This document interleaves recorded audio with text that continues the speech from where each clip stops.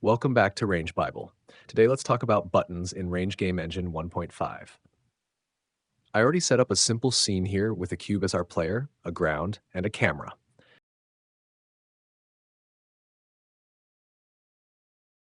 Let's create a new scene for our GUI widgets.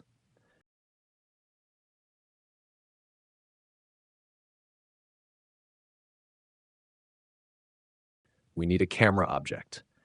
Rotate and reset its position and change the camera mode to orthographic. Let's ensure our two scenes share the same resolution, which in my case is 1080 by 1920 pixels.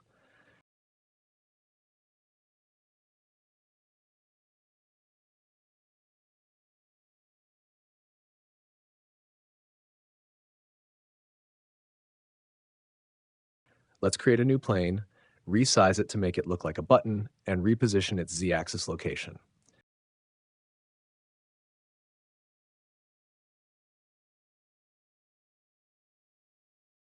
Let's add a text and give it a shadeless material.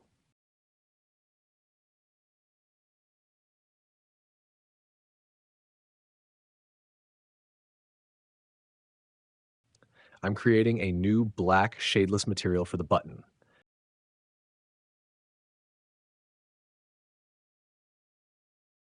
Duplicate the button and text 3 times and rename the first text to move, the second text to rotate, and the third text to destroy.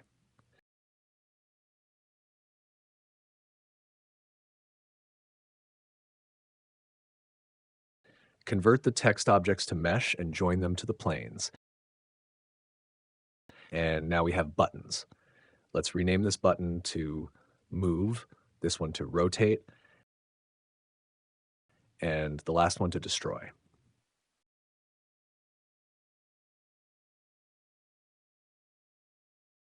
Let's also rename our scene to GUI. We need a Python script to handle our GUI operations.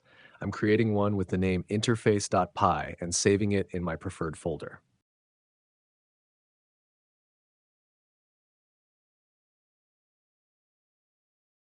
Let's create an empty component.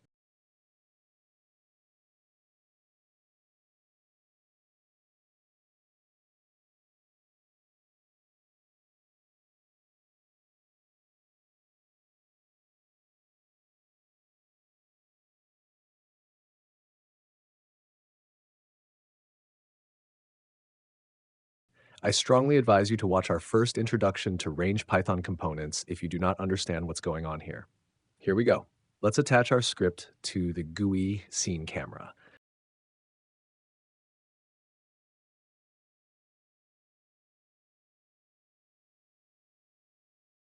Let's switch to our game scene and create a main.py script, copy our empty template, paste it, and rename our class to game. Let's save it and attach it to our main camera.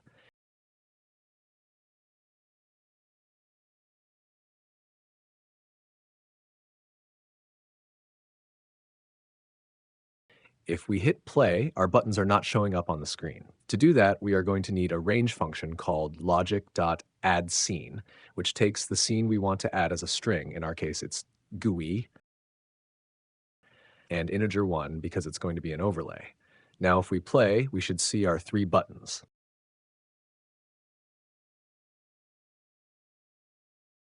Let's move them down and change the collision bound extra margin value to 0.0.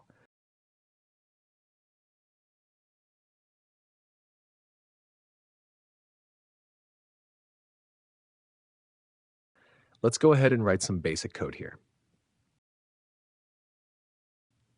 First, we define our GUI scene using the logic.getSceneList method.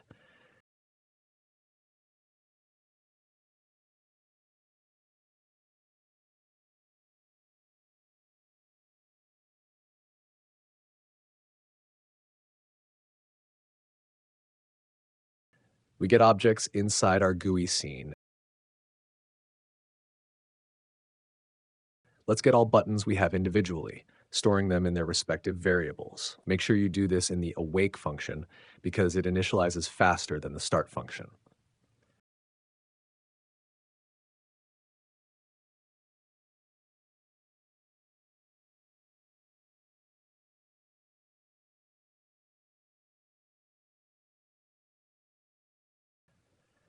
We also need a mouse and a left mouse click variable, which we will name self.l.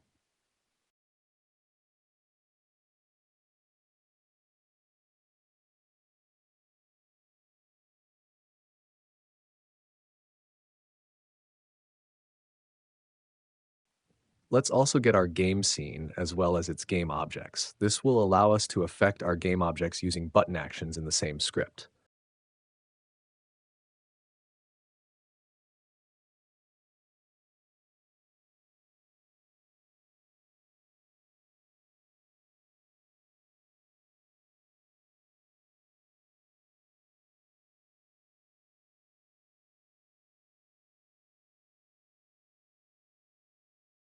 For Range Engine to know which button is being hovered upon by the mouse cursor, we need to get the GUI scene camera's screen ray to the mouse cursor's X and Y position and a distance of more than 0 using the camera.getScreenRay function, which takes X position, Y position, and an integer for distance and returns a game object hit by the mouse cursor.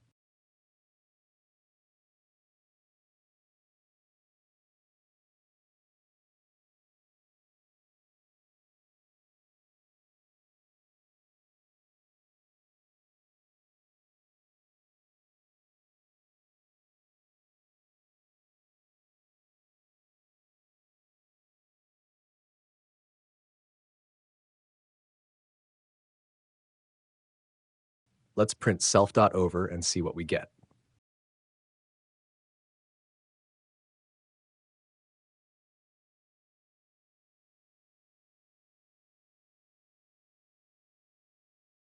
As we can see, if our mouse cursor is not over any button, our self.over returns none. If over any button, it returns the name of the button. We can also find objects using this method by properties, but we are not going to do that today.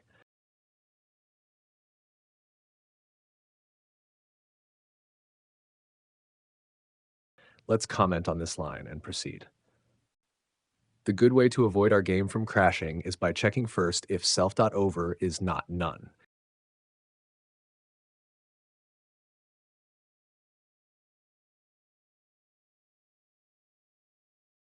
If the mouse is over our move button, let's print I'm moving.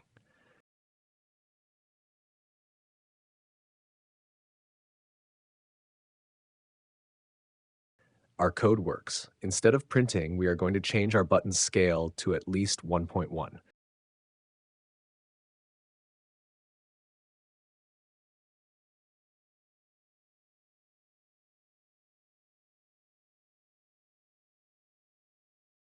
That is to say, we should apply scale to each and every button we have.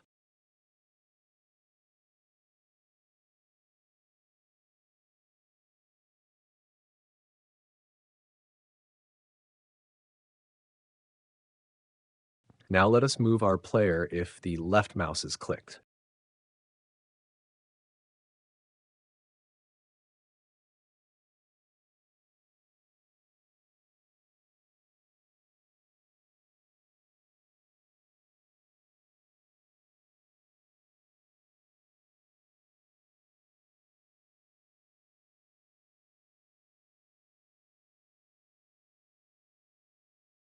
Everything is working as expected.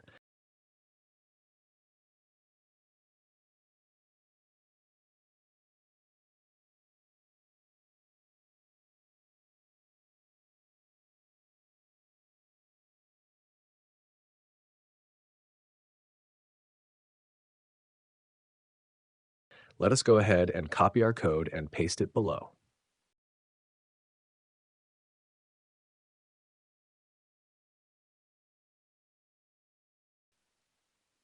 Rename move to rotate and change apply movement to apply rotation because we want to rotate our player along the z-axis if the rotate button is pressed.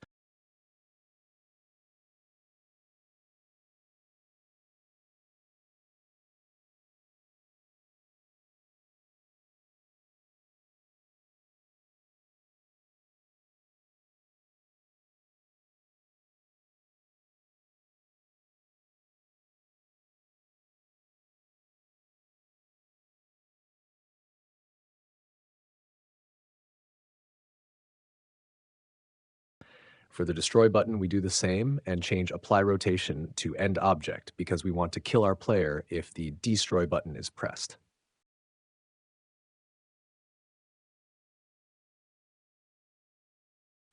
But it looks like we are having a problem here.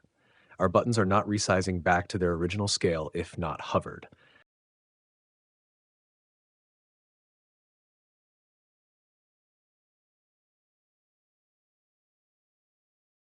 To do that, we create a list that contains all buttons and type 4b in our list, b.worldscale equals tuple 111.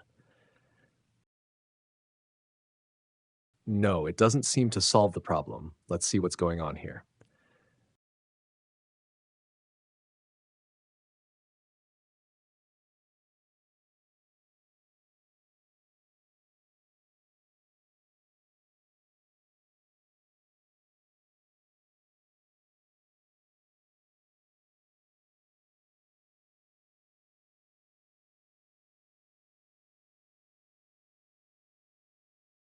Okay, our else statement should be outside our if self.over is not none, and this should work.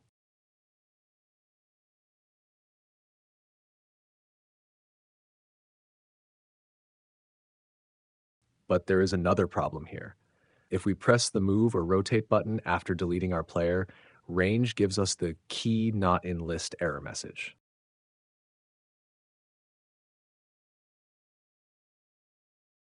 To avoid that, we simply check if player is in the scene.objects list. If not, Python will ignore the button presses.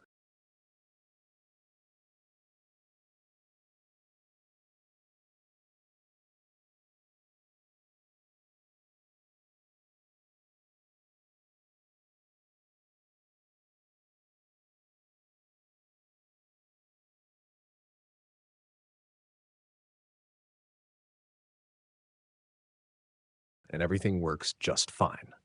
For things like changing the button color when pressed, check out my next video where we will be designing a very cool and detailed game user interface from start to finish. I hope you learned something.